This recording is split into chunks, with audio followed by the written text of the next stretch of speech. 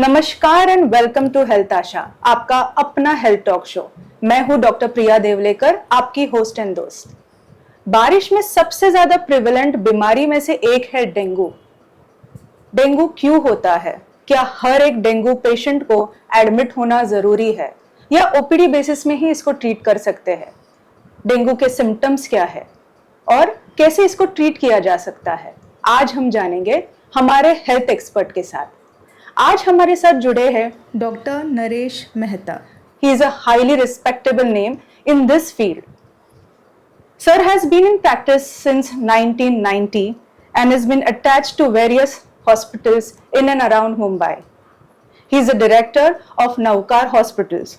He is attached to Mulund General Municipal Hospital and was in charge of the COVID facility and has treated more than 8,000 patients during the COVID time. A highly respectable name in the field, and we have with us to talk about dengue.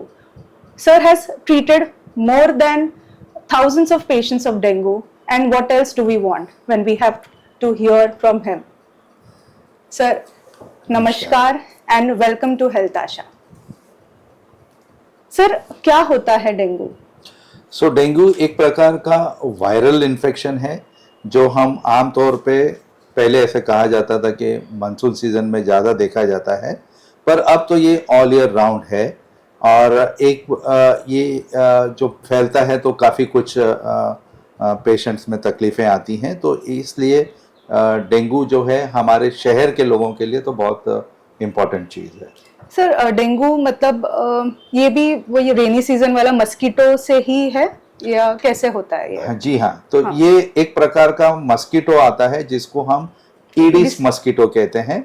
ईडिस mosquito जो है ठहरे हुए पानी में ये grow करता है, बढ़ता है, इसके अंडे वहीं पे डले जाते हैं और वहीं पे ये बड़े होते हैं। ईडिस मस्कीटो जो है ये टाइप का मच्छर जो है हमें आम तौर पे ये दिन में काटता है, रात को नहीं। तो रात को काटने वाला मच्छर अलग है, ये दिन में है। अभी आप बोलेंगे कि हमें कैसे पता चलेगा ये ईडिस मस्कीटो है नहीं है, क्योंकि वो तो इतना छोटा सा है। पर फिर भी अगर आप ध्यान से मच्छर की तरफ देखेंगे तो मच्छर की बॉडी पे ऑल्टरनेटिव डार्क एंड येलो या लाइट बैंड्स आते हैं, तो इसको टाइगर मस्कीटो भी कई लोग बोलते हैं।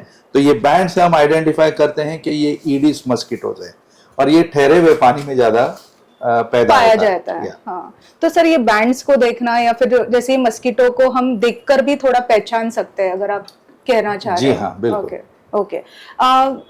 कैसे होता है सर ये? जैसे आपने बताया कि ये काटने से होता है, तो इसकी और कोई कॉजेस है या फिर यही है? नहीं, इसके और कोई कॉज नहीं। डेंगू के मस्कीटोज जब डेंगू जिस मच्छर के अंदर ये पेट में जब ये डेंगू के वायरस है जब वो आपको काटता है तो वो आपके डायरेक्टली आपके ब्लड के अंदर इसको इनोकुलेट करता है या छोड़ देता है। तो ये जब आपके ब्लड के अंदर ये जर्म्स आएंगे, वायरस आएंगे, ये फैलेंगे, तो कुछ दिनों बाद ये पूरा डेंगू का बुखार का रूप लेकर सामने आता है। सर, एक जस्ट सवाल मेरे दिमाग में ये आ रहा है कि डेंगू रेनी सीजन से हम जोड़ते हैं, मलेरिया भी हम इसी से जोड़ते हैं, रेनी सीजन से, तो क्या डिफरेंस है? और ये भी मच्छर से होता है, तो क्या डिफरेंस है? बिल्कुल। और किसी भी बुखार का, कोई भी प्रकार का बुखार हो, जब पहले 2 या 3 दिन में बहुत मुश्किल है पता लगा पाना कि ये डेंगू है, ये मलेरिया है, ये वायरल है, क्योंकि इनिशियल फेज में सारे बुखार एक जैसे दिखते हैं। तो जब हमारे पास कोई पेशेंट आता है तो हम आम तौर पे पहले दिन से कभी एंटीबायोटिक्स वगैरह स्टार्ट नहीं करते, हमको उसको रुकना होता है। 1-2 दिन जब वो पिक्चर क्लियर होगा तब हम उसको एंटीबायोटिक्स वगैरह देना चाहिए। अब डेंगू और मलेरिया दोनों के बीच बहुत फर्क है। मलेरिया का बुखार जब आएगा तो हम जुड़ी बुखार बोलते हैं कई लोग, या ठंडी बुखार बोलते हैं, और वो बहुत तेजी से ऐसे कपकपी लेके आएगा। हाँ। अब पहले के जमाने में हम बोलते थे कि वो एक दिन छोड़ के मलेरिया का बुखार आता है। अब ऐसा नहीं है, मलेरिया का बुखार रोज भी आ सकता है, लेकिन मलेरिया का एक बहुत क्लासिकल पॉइंट होगा कि वो बहुत जोर से कपकपी देके आता है, चिल्स लेके, जैसे हम कहते हैं। अब इसमें भी 2 चीजें हैं। जब ऐसा कपकपी लग के बुखार आता है, ये 2 केसेस में हो सकता है, या तो मलेरिया या फिर urine infection. Even in urine infection इस टाइप का ठंडी लग के बुखार आता है। ही है। पर आमतौर पे मलेरिया अगर हम बोलते हैं तो वो फीवर विथ राइगर्स बोला जाता है, या जुड़ी बुखार, या कंपकपी के साथ बोला जाता है। हाँ, और डेंगू का बुखार कैसे होता है सर? हाँ, डेंगू का बुखार जो है आपका एक थोड़ा अलग टाइप का बुखार है, और ये बहुत क्लासिकल है। अब दूसरे तीसरे दिन के बुखार से आपको बराबर पता चलेगा कि ये डेंगू की तरफ जा रहा है, क्योंकि जब पेशेंट मलेरिया का बोलता है ना तो ठंडी बोलता है, डेंगू का पेशेंट बोलेगा बहुत सीवियर हेडेक है, हाँ, बहुत सीवियर आंखों के पीछे दर्द है, फुल बॉडी एक है, ये बोलेगा मुझे हाथ मत लगाओ, मुझे बहुत दर्द हो रहा है। अब हम इसको ओपीडी में बैठ के जब डिफरेंशिएट करते हैं तो अलग अलग टाइप के बुखार है। वायरल बुखार होएगा, वो बोलेगा पूरा बदन दुख रहा है, मेरा हाथ पैर दबाओ। हाँ, डेंगू का पेशेंट बोलेगा हाथ मत लगाओ, मुझे बहुत दर्द हो रहा है, अच्छा, वो बोलेगा मुझे छोड़ दो। ये यहाँ पे पेन होता है, यहाँ पे बहुत सीवियर पेन होता है, बॉडी एक होता है, वॉमिटिंग होता है, पेन एब्डोमेन होता है। तो अच्छा ये सर, डेंगू के सिम्टम्स थोड़े से अलग अलग आएंगे। होते हैं। हाँ। सर आज के अगर हम इंसिडेंट्स की बात करें तो क्या प्रमाण में इसकी ये बढ़ रहा है?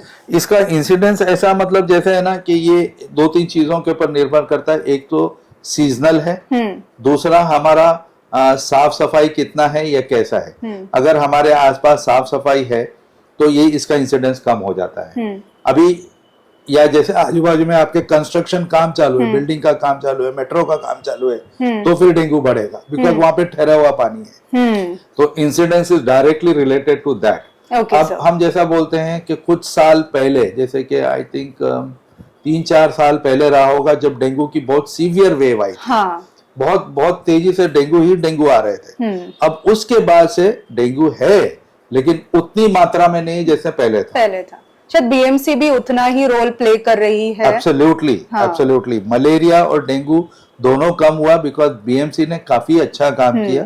काफी कुछ गटर का काम साफ हुआ, कवर हुए, काफी कुछ। वो हर बार जैसे अब ये मानसून सीजन स्टार्ट होगा तो उनके वर्कर्स आते हैं, हर जगह ठहरे हुए पानी में वो डेंगू के एग्स है कि नहीं चेक करते हैं। इनफैक्ट तो कई बार कई लोगों को फाइन भी लगाया जाता है अगर डेंगू के एग्स वहां पे मिले, पाए जाते हैं।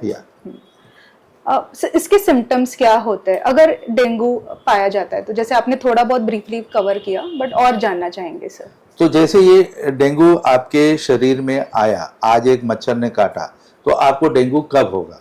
तो आम तौर पे 2 से 7 दिन तक इसका हम इंक्यूबेशन पीरियड बोलते हैं, या 2 से 7 दिन लगेंगे इसको आपके शरीर में पर्याप्त मात्रा में बढ़ने के लिए। जब ये बढ़ जाएगा और फुल फ्लोन जब बुखार आएगा तो ये स्टार्ट होएगा बुखार से ही, और इसके सिम्टम्स रहेंगे fever, headache, stomach pain, vomiting, loss of appetite. अच्छा, भूख नहीं लगेगी, बहुत कमजोरी आएगी, बहुत सिर दर्द बहुत बड़ा सिम्टम है, एक उसका लक्षण है, एक बड़ा लक्षण है डेंगू में। हम अक्सर डरते हैं क्योंकि कहीं इसको अगर डेंगू है कहीं मुझे ना हो जाए, तो क्या ये कंटेजियस है? जी नहीं, ये ऐसे कंटेजियस नहीं होता है जो जैसे हम सर्दी खांसी को बोलते हैं कि छींकने से, खांसने से वायरल फीवर एक से दूसरे को फैलता है, कोविड खांसने से एक के दूसरे को फैलता है, डेंगू नहीं फैलेगा। डेंगू आपको जब तक मच्छर नहीं काटेगा, डेंगू का मच्छर, तब तक आपको नहीं होगा।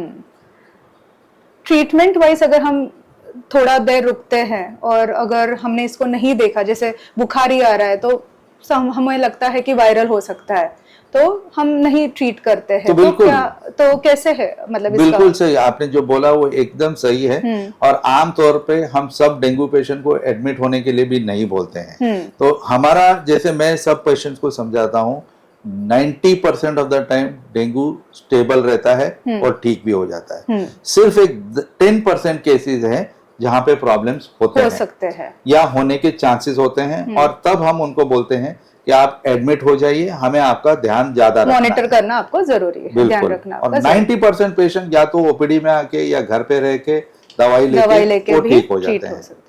एक बार डेंगू होने से वापस क्या डेंगू हो सकता है? बिल्कुल हो सकता है, बिल्कुल हो सकता है।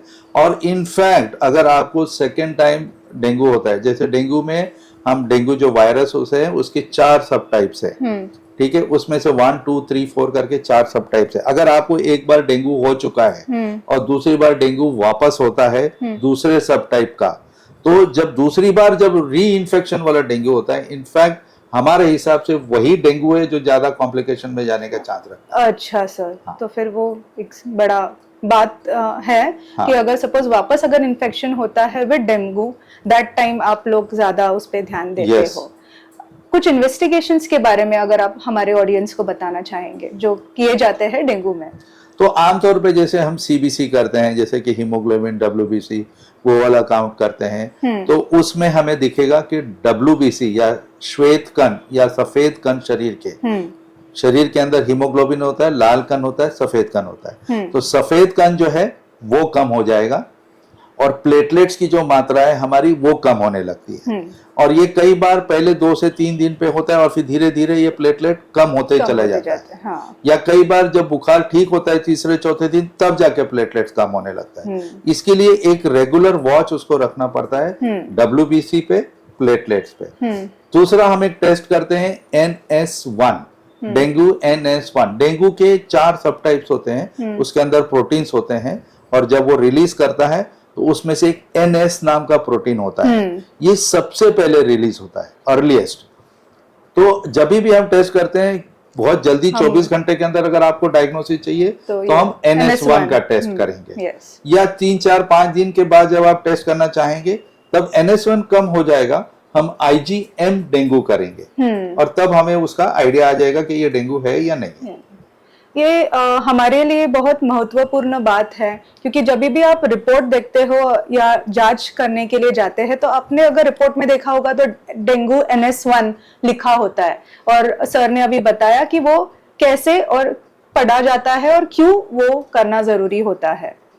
आपने जैसे बताया सर कि उसके कुछ लक्षण होते हैं, क्या इसके वार्निंग साइंस होते हैं? क्योंकि कभी हम ओपीडी बेसिस पे या कभी कभी हम घर पे ही रुकते हैं विद दिस फीवर, तो क्या ऐसे वार्निंग साइंस होते हैं कि तब हमें dengue is very it is very risky rather? तो वार्निंग साइंस हैं और बहुत अच्छे, मतलब इजीली समझ में आने वाले वार्निंग साइंस है। सीवियर हेडेक है, सीवियर स्टमक पेन या पेट में दर्द जो किसी भी दवा से नहीं जा रहा है, वॉमिटिंग है जो बिल्कुल नहीं रुक रही है, हाथ पे पैरों पे लाल चट्टे आ जाना, ये छोटे छोटे दाग आ जाना, ये एक बहुत ही, और परसिस्टेंट उल्टी या फिर सांस लगना, खांसी आना, सांस फूलना, ये चीजें जो हैं ये हमारे लिए एक वार्निंग साइन है कि अब ये चीज बिगड़ रही है, जल्दी से जल्दी हमें हॉस्पिटल में पहुंचना चाहिए। अच्छा, इसकी ट्रीटमेंट कैसे की जाती है? तो जैसे मैंने कहा कि 90% पेशेंट ठीक हो ही जाते हैं, तो इसमें जो 10% पेशेंट्स है जिनमें कॉम्प्लिकेशंस होती हैं उनमें भी माइल्ड कॉम्प्लिकेशंस है और सीवियर कॉम्प्लिकेशंस है। माइल्ड पेशेंट को अगेन हमें कोई स्पेसिफिक ट्रीटमेंट की जरूरत नहीं है, हमें कोई एंटीबायोटिक की जरूरत नहीं है, हमें सिर्फ IV फ्लूइड देना है, मेंटेन करना है हाइड्रेशन, शरीर का पानी मेंटेन करना है, विटामिन देने हैं, पेन किलर देने, पेन किलर में सिर्फ पैरासिटामोल देना है, बाकी पेन किलर नहीं देना है, और उसको ऑब्जर्व करना है कि ये चीजें और बिगड़नी नहीं चाहिए। अगर जो एक पेशेंट सीरियस हो जाता है तो उसमें आता है डेंगू सेप्टिक शॉक या डेंगू हेमरेजिक फीवर। ये 2 सबसे बड़े कॉम्प्लिकेशंस है। डेंगू हेमरेजिक फीवर मतलब जहां शरीर एकदम खून जो है पतला हो जाता है प्लेटलेट कम होने की वजह से, और हर एक कोने से, हर एक जगह से वो धीरे धीरे बहने लगता है। तो इसको हेमरेजिक फीवर बोलते हैं। और एक होता है डेंगू शॉक सिंड्रोम। तो डेंगू शॉक सिंड्रोम में जो है पेशेंट का ब्लड प्रेशर एकदम कम हो जाता है और शरीर के सारे ऑर्गन धीरे धीरे काम करना बंद करते हैं। तो डेंगू हेमरेजिक फीवर और डेंगू शॉक सिंड्रोम ये 2 सीवियर कॉम्प्लिकेशंस है जो ये जानलेवा भी हैं। कहना चाहते हैं जब सर जैसे हमें बता रहे हैं कि डेंगू का सही जांच और सही उसका ट्रीटमेंट होना बहुत ज़रूरी है क्योंकि ये इस तरह के कॉम्प्लिकेशंस में भी जा सकते हैं। इसलिए जब भी आपको बुखार हो तो आपके नज़दीकी डॉक्टर के पास जाइए और जांच कीजिए जो ज़रूरी है। प्लेटलेट्स, सर आपने कहा कि प्लेटलेट्स को मॉनिटर करते हैं, प्लेटलेट्स कम हो जाते हैं डेंगू में। इसकी मॉनिटरिंग कितने बार, मतलब क्या रेगुलर ब्लड टेस्ट की जरूरत होती है? क्योंकि ऐसे भी सवाल हमारे पेशेंट्स पूछते हैं। जब प्लेटलेट धीरे धीरे कम होने लगते हैं तो मिनिमम दिन में 1 बार तो हम रोज चेक करेंगे और उसका मॉनिटर करते हैं कि वो कितने लेवल से नीचे जा रहा है। ओके, ठीक है। हमारा कट ऑफ वैल्यू है 20,000। नॉर्मल प्लेटलेट्स का वैल्यू है 1.5 लाख। हमारा उसके 40-50 तक आते आते तो हमको पेशेंट को हॉस्पिटल करना पड़ेगा। और फिर 20,000 हमारा कट ऑफ है कि अगर 20,000 से नीचे आ रहा है तो पेशेंट को आईसीयू में शिफ्ट करना पड़ेगा। ओके। पर हम पेशेंट को प्लेटलेट तब तक नहीं चढ़ाते जब तक कि हमें कोई ब्लीडिंग की टेंडेंसी नहीं दिख रही है। हाँ। और प्लेटलेट 10,000 के नीचे नहीं आ रहा है। 10,000 के नीचे प्लेटलेट आ रहा है, कोई ब्लीडिंग के कुछ साइंस नजर आ रहे हैं तो फिर हम प्लेटलेट चढ़ाएंगे। यही था सर मेरे नेक्स्ट सवाल कि कब ब्लड ट्रांसफ्यूजन दिया जाता है। ब्लड ट्रांसफ्यूजन सिर्फ 10,000 के नीचे प्लेटलेट आएंगे तब दिया जाएगा। इसकी कोई वैक्सीन है जो अभी तक इतनी कोई एक्टिव ऐसा इफेक्टिव वैक्सीन ऐसी नहीं है। नहीं आई है। सर डेंगू एक ऐसी बीमारी है जो रेनी सीजन में सबसे ज़्यादा हमें नोटिस की जाती है पेशेंट्स में, और इसके लिए काफ़ी आपने हेल्थ मैसेजेस दिए, बट ऐसा कौन सा एक अहम हेल्थ मैसेज है जो आप अपने ऑडियंस को देना चाहेंगे? 2-3 चीजें हैं। सबसे पहले तो आसपास के अपने परिसर को, अपने नेबरहुड को, अपने आसपास के एरिया को साफ सुथरा रखिए। ठहरे हुए पानी को रुकने मत दीजिए या उसको साफ रखिए। जैसे आपके पास घर पे अगर पेड़ गमले हैं, फ्लावर पॉट्स हैं, उसमें भी पानी को जमने मत दीजिए। फ्लावर पॉट हर एक की बैल्कनी में होता है, आपको ध्यान रखना पड़ेगा कि वहां पे पानी जमा ना रहे। ये बहुत कॉमन चीज है। ये बहुत कॉमन चीज है। दूसरा चीज है, आमतौर पे लोग डॉक्टर्स के, फैमिली डॉक्टर्स के पास जाते हैं, बहुत अच्छे हैं, मैं कोई ऐसा ये नहीं है, पर एक टाइम आ जाएगा तो आपको इमीडिएटली हॉस्पिटल की तरफ रुख करना चाहिए। सिर्फ वहीं पे लेट के सलाइन चढ़ाना किसी भी दिन आपकी जान के लिए हानिकारक हो सकता है। जब तक आप हॉस्पिटल में पहुंचते हैं केस काफी खराब हो चुका होता है और फिर कॉम्प्लिकेशंस चालू होते हैं। तो अर्लीस्ट आपको ध्यान रखना है, फैमिली डॉक्टर से भी बात करनी है, डिस्कस करना है, ब्लड टेस्ट करना है, और जितना जल्दी हो सकता है अगर वार्निंग साइंस दिख रहे हैं तो हॉस्पिटल की तरफ आपको जाना चाहिए। तीसरी इंपॉर्टेंट बात है, आपको किसी का भी सुनना नहीं है। काफी लोग इसके ऊपर बहुत सारी रॉन्ग इन्फॉर्मेशन फैलाते हैं कि वो पपैया का पत्ता काट के खा लो, पपैया खा लो, कड़ी नींबू खा लो और उससे प्लेटलेट ठीक हो जाएंगे। ऐसा नहीं होता है। किसी भी फ्रूट के खाने से प्लेटलेट नहीं बढ़ता है। मेरी दवाई से भी प्लेटलेट नहीं बढ़ता है। जैसे जैसे डेंगू ठीक होगा प्लेटलेट्स अपने आप बढ़ेगा। उसमें कोई हमें मैजिक करने की जरूरत नहीं है। किसी का भी कीवी, ड्रैगन फ्रूट या पपैया खाने की जरूरत नहीं है। ये सब चीजों का कोई मायने नहीं रखता। ओके सर, ये मैं आपको पूछने ही वाली थी क्योंकि काफी हमारे जो पेशेंट्स है वो पपैया का पत्ता एंड ड्रैगन फ्रूट्स ये बहुत फेमस हो जाते हैं इन सीजन में। सर आपने इतने ब्रीफली ये टॉपिक को हमारे साथ कवर किया और हमारे साथ सर जुड़े हुए हैं, और सर आपने एक इम्पॉर्टेंट मैसेज ये भी दिया कि हाइजीन या अपने आसपास कहीं पे भी स्टैग्नेंट वाटर नहीं होना चाहिए ताकि मस्कीटोज की जो ब्रीडिंग है वो रुक जाए। So let's together fight dengue. आपने सर हमारे इस रिक्वेस्ट को एक्सेप्ट करके हमारे इस चैनल पर आकर आपका एक बहुत बहुत धन्यवाद सर कि आपने ये रिक्वेस्ट एक्सेप्ट की। हेल्थ आशा का यही एक प्रयत्न है कि आपको एक सही इंफॉर्मेशन आप तक पहुंचाए, इसलिए फॉलो कीजिए हमारे videos. To talk about more of such topics we will again come back with another speaker and another health expert. जुड़े रहिए हेल्थ आशा के साथ। मैं डॉक्टर प्रिया देवलेकर अब लेती हूँ break and let's meet again. Thank you for following our videos and hearing more of such information. Do follow Dr. Priya Devlekar's Health Asha and also to subscribe my channel. If you require any specific health topic to be covered in my talk show, do let me know. Thank you.